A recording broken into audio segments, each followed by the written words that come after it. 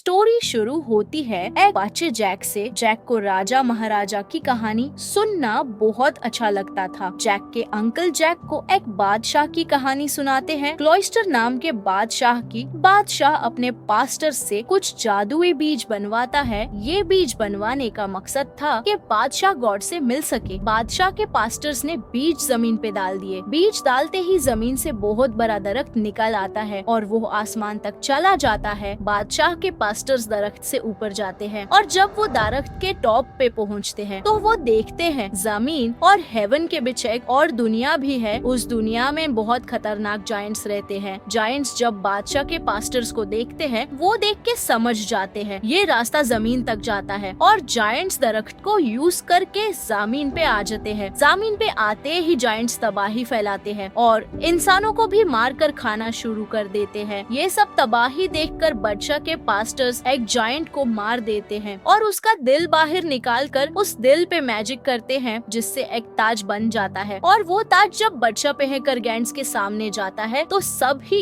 Giants बादशाह के गुलाम बन जाते हैं और उससे अपना बादशाह मान लेते हैं। बादशाह सब जायंट्स को वापस अपनी दुनिया में जाने का हुक्म देता है और फिर सब जायंट्स अपनी दुनिया में वापस चले जाते हैं और बादशाह उस दरख्त को कटवा देता है और उस दरख्त के बीज को बादशाह अपने पास संभाल के रख लेता है। और कुछ सालों बाद जब बादशाह मर जाता है तो बादशाह के पास्टर्स वो बीज और ताज बादशाह के साथ ही दफना देते हैं। और ये कहानी जैक के अलावा प्रिंसेस को भी बहुत पसंद थी क्योंकि प्रिंसेस उस बादशाह की फैमिली में से थी। अब 10 साल बाद जैक को दिखाया जाता है। जैक सिटी में आता है तो वो देखता है बादशाह का ड्रामा चल रहा होता है। जिस बादशाह की वो कहानी सुना करता था जैक ड्रामा देखने अंदर चला जाता है। वहाँ भेस बदलकर प्रिंसेस भी आई हुई होती है। कुछ लोग प्रिंसेस को परेशान करने लगते हैं और जैक प्रिंसेस को बचाने की कोशिश करता है। इतने में प्रिंसेस के साथी आकर प्रिंसेस को ले जाते हैं। प्रिंसेस के फादर प्रिंसेस की शादी रोड्रिगेज से करवाना चाहते हैं लेकिन प्रिंसेस ये नहीं चाहती। रोड्रिगेज अपने कमरे में आता है तो देखता है उसका सारा सामान बिखरा हुआ होता है। वो चेक करता है तो उससे एक गेमली से वही ताज मिलता है जिससे पहनकर क्लॉइस्टर बादशाह ने सब जायंट्स को अपना गुलाम बना लिया था। लेकिन एक चीज मिस थी। रोड्रिगेज सिपाही को हुक्म देता है कि पूरे सिटी को बंद करवा दो और पस्टोर को कहीं से भी ढूंढ कर लाओ जिसने ये काम किया है। जैक अपना घोड़ा बेचने के लिए सिटी में घूम रहा होता है तो पास्टर जैक के पास आकर कहता है मुझे अपना घोड़ा सेल कर दो। जैक कहता है इसके लिए पैसे होने चाहिए और पास्टर्स के पास तो पैसे नहीं होते। वो जैक को कुछ बीज देता है और एक फादर के बारे में बताता है कि ये बीज उन फादर को दे देना और तुम्हें घोड़े के पैसे मिल जाएंगे। जैक कहता है इन बीज के बदले को पैसे देगा। पास्टर बताता है ये बीज कोई आम बीज नहीं बल्कि जादुई बीज है और बहुत पावरफुल है, इसलिए इन बीज को खोना मत और पानी में तो बिल्कुल मत डालना। और फिर पास्टर जैक का घोड़ा लेकर वहाँ से चला जाता है लेकिन आगे जाकर कुछ सिपाही उसे पाकर लेते हैं और जैक घर जाता है तो उसके अंकल उस पे गुस्सा करते हैं कि ये तुमने किया करा घोड़े के बदले कुछ बीज ले आए। उस पास्टर ने तुम्हें बेवकूफ बनाया है और गुस्से में उन बीज को टेबल से फेंक देते हैं। जैक उन बीज को उठाने लगता है और एक बीज लकड़ी के सुराख से नीचे गिर जाता है जिसका जैक को पता नहीं चलता। उसी टाइम बारिश शुरू हो जाती है और प्रिंसेस वहाँ से गुजर रही होती है। प्रिंसेस घर से भाग कर आई थी क्योंकि प्रिंसेस रोड्रिगेज से शादी नहीं करना चाहती थी। प्रिंसेस बारिश से बचने के लिए एक वुडन हाउस का दरवाजा नॉक करती है। जैक बाहर आता है तो उसे पता चल जाता है ये तो प्रिंसेस है और वो दोनों बातें करने लगते हैं। बारिश तेज हो रही होती है तो जैक के घर की छत से पानी आना शुरू हो जाता है। पानी लकड़ी के सुराख से उस बीज में चला जाता है जो गिरकर जैक के घर के नीचे चला गया था। बीज पे पानी लगते ही दरख्त निकल आता है और वो आसमान तक चला जाता है। क्योंकि बीज घर के नीचे था तो जैक का घर भी दरख्त के साथ आसमान में चला जाता है और जैक नीचे ही गिर जाता है। अगली सुबह प्रिंसेस के फादर यानी किंग उसी जगह आते हैं। जैक उन्हें सब कुछ बता देता है तो किंग जैक को कहता है मेरी बेटी को बचा कर लाओ। तो रोड्रिगेज कहता है मैं भी जाऊंगा ऊपर और फिर जैक रोड्रिगेज और कुछ सिपाही ऊपर जाते हैं। रोड्रिगेज रास्ते में ही रस्सी काट कर कुछ सिपाही को नीचे गिरा देता है। ऊपर पहुंचकर रोड्रिगेज जैक से जबरदस्ती बाकी के जादुई बीज ले लेता है लेकिन जैक एक बीज अपने पास ही रख लेता है और अब वो अलग अलग होकर प्रिंसेस को ढूंढने लग जाते हैं। अचानक एक जायंट आता है और जैक के साथ कुछ